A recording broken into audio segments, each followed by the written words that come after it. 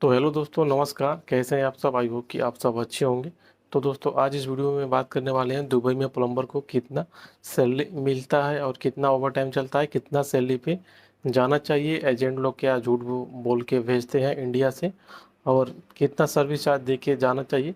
तो अगर आपके पास इन्हीं से जुड़े सवाल है तो आज आपके सारे सवालों के जवाब इस वीडियो में मिल जाएंगे। तो वीडियो को लास्ट तक देखिएगा और चैनल पर नए हैं तो चैनल को सब्सक्राइब कर लीजिएगा और बेल आइकन को प्रेस कर दीजिएगा ताकि आपको ऐसा ही इन्फॉर्मेटिव वीडियो मिलता रहेगा। तो चलिए वीडियो को स्टार्ट करते हैं।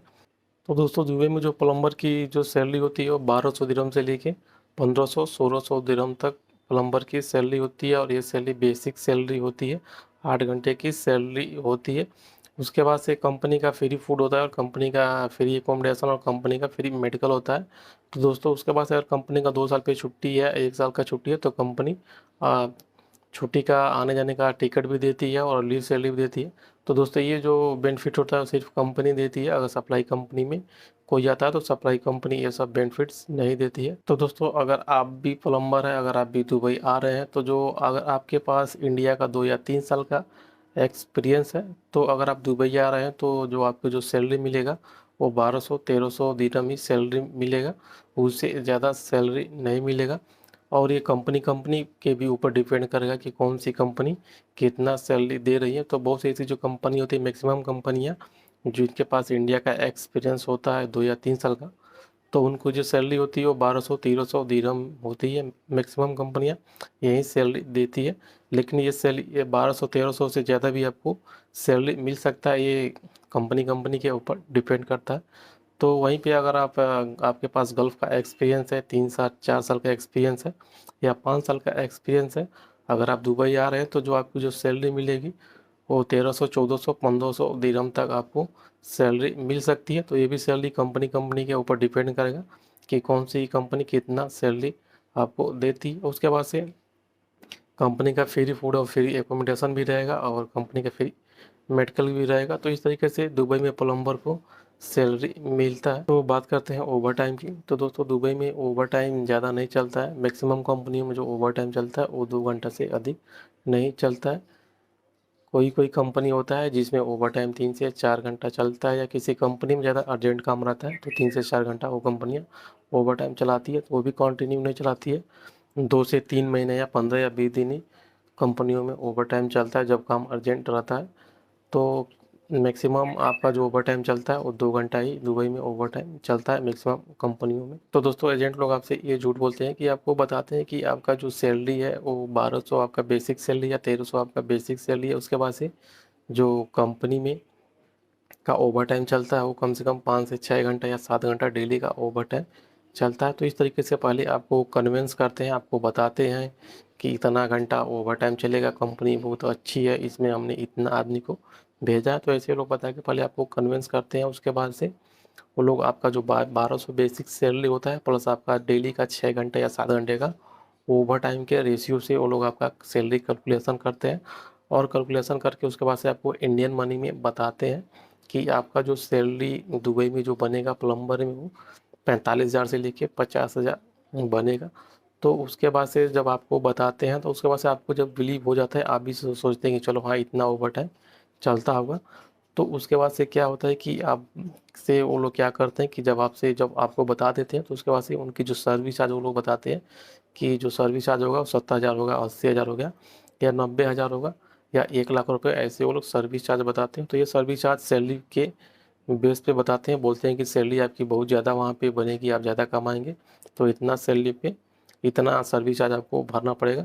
तो इस तरीके से एजेंट लोग आपको कन्विंस करते हैं। लेकिन दोस्तों, अगर आप दुबई में 1200 दिरहम सैलरी पे प्लम्बर में जा रहे हैं, अगर कंपनी आपकी अच्छी मिलती है, कंपनी का फ्री फूड फ्री एकोमोडेशन और सब कुछ सही रहता है, तो क्या होगा कि जब आप दुबई में कमाएंगे प्लम्बर में तो 25 से 30 हज़ार कमा सकते हैं। उससे ज़्यादा नहीं कमा सकते, ज़्यादा से ज़्यादा 35 हज़ार कमा सकते हैं। लेकिन जो एजेंट लोग बोलते हैं कि 50,000 आप वहाँ पे जाके कमा सकते हैं, तो 50,000 आप कभी भी नहीं कमाएंगे।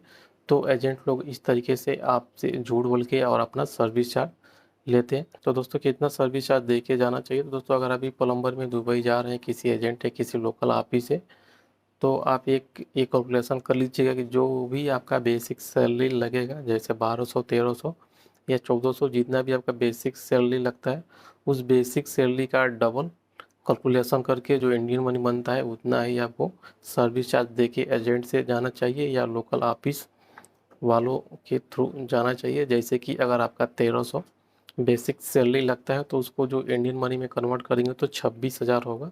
तो 26,000 का डबल करेंगे तो 52,000, यानी आपको 45 से 50,000 रुपया ही दे के एजेंट के थ्रू आपको दुबई जाना चाहिए। और आपको कंपनी के बारे में पूरा जानकारी कर लेना चाहिए कि कंपनी कैसी है, क्या है, उसके बाद से ही जाना चाहिए। इतना पैसा दे के जाना चाहिए।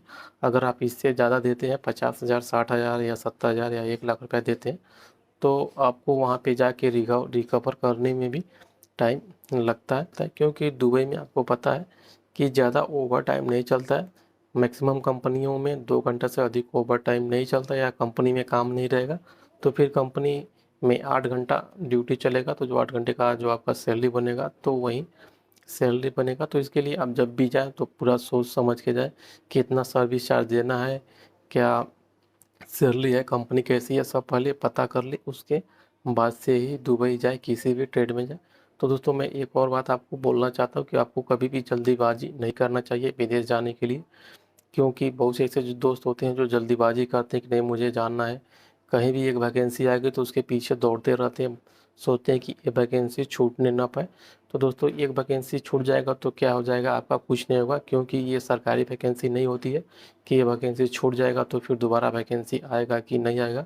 तो दोस्तों जो गल्फ़ की जो वैकेंसी होती है डेली डेली वैकेंसी आती रहती है।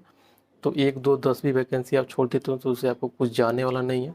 आप आराम से जाइए, सोच समझ के जाएंगे तो बेस्ट रहेगा। तो इसके लिए आप जब भी जाएँ तो सोच समझ के जाएँ, अच्छा से जाएँ, कंपनी के बारे में सब कुछ पता करके ही जाएँ। और जब भी आप एजेंट या लोकल ऑफिस से अप्लाई कर रहे हैं तो आप बिल्कुल केयरफुल रहें, सब कुछ पता करके ही जाएँ, क्योंकि ये लोकल एजेंट और लोकल ऑफिस वाले ज़्यादा करके फ्रॉड कर रहे हैं और ज़्यादा करके सर्विस चार्ज भी ले रहे हैं। तो आपको तो उम्मीद है कि आपको समझ में आ गया होगा कि प्लम्बर को दुबई में कितना सैलरी मिलता है और कितना ओवर टाइम चलता है और एजेंट वाले आपके साथ कैसे फ्रॉड करते हैं या क्या क्या झूठ बोलते हैं। तो आज के वीडियो में बस इतना है। वीडियो अच्छी लगे तो वीडियो को लाइक कीजिए, शेयर कीजिए। अगर आपके पास भी कोई कमेंट हो तो आप मुझे कमेंट कर सकते हैं।